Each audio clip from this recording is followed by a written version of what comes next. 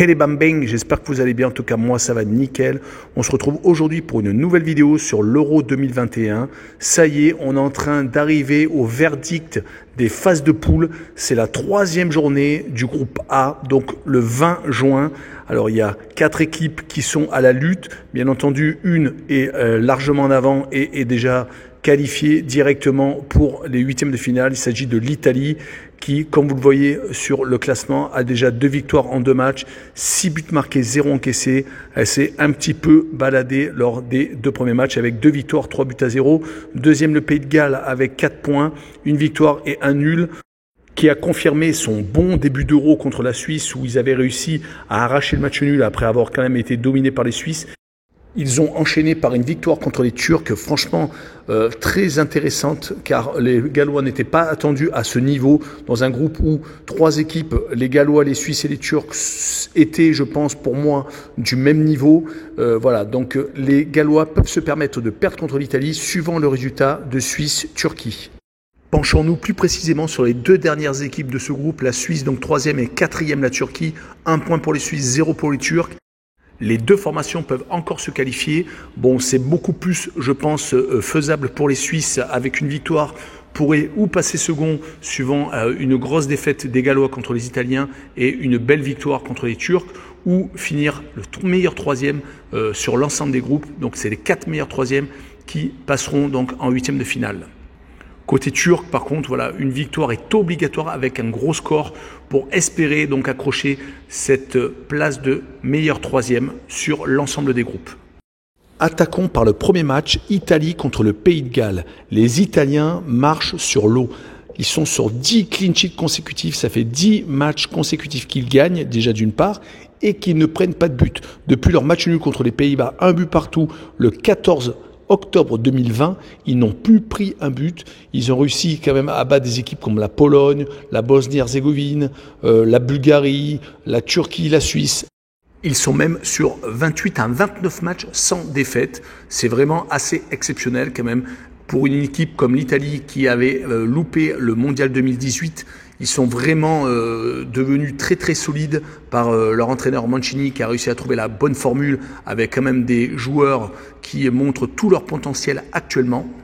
Leur bon début d'Euro en atteste avec 2 victoires, donc 3 buts à 0 contre la Turquie et contre la Suisse.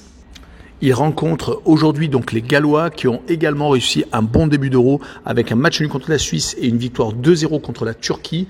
C'est une équipe, les Gallois, qui est très très solide quand elle joue à domicile. Là, elle se déplace à Rome, ça va être compliqué car elle a tendance quand même à s'incliner contre les grosses équipes comme la France par exemple, 3 buts à 0 donc un match amical le 2 juin, contre la Belgique en éliminatoire de la Coupe du Monde le 23 mars, également contre l'Angleterre en match amical le 8 octobre 2020.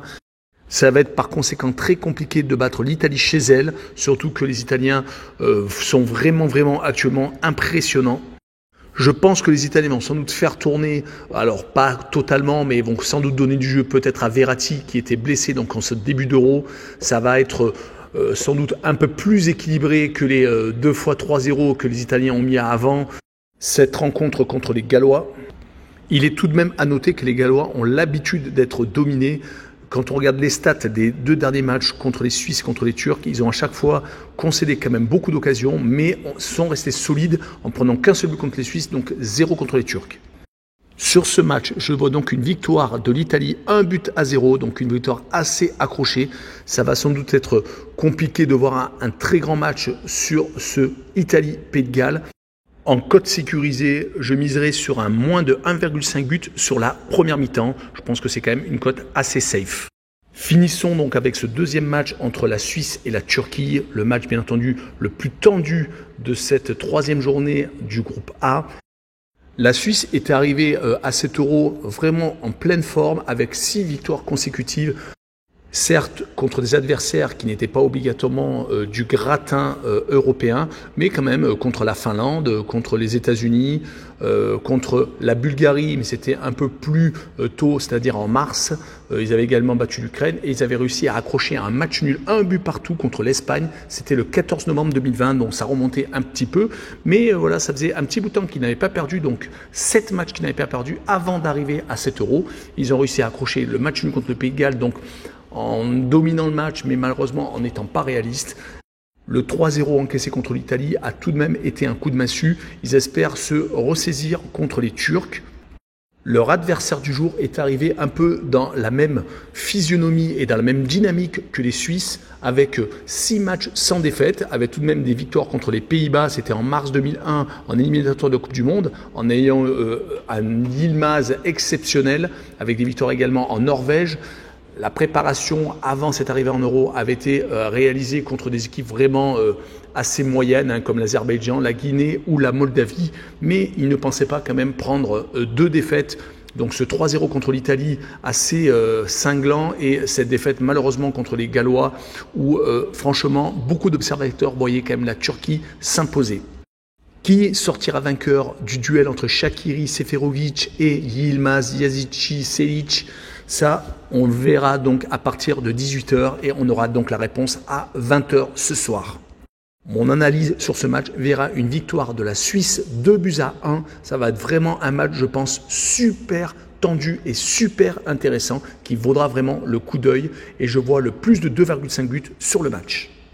Voilà, on en a fini avec cette vidéo. Merci de l'avoir regardé. N'hésitez pas, un petit commentaire, vos pronostics, critiques positives et négatives, un petit pouce pour valider mon travail et référencer la vidéo, et surtout abonnez-vous.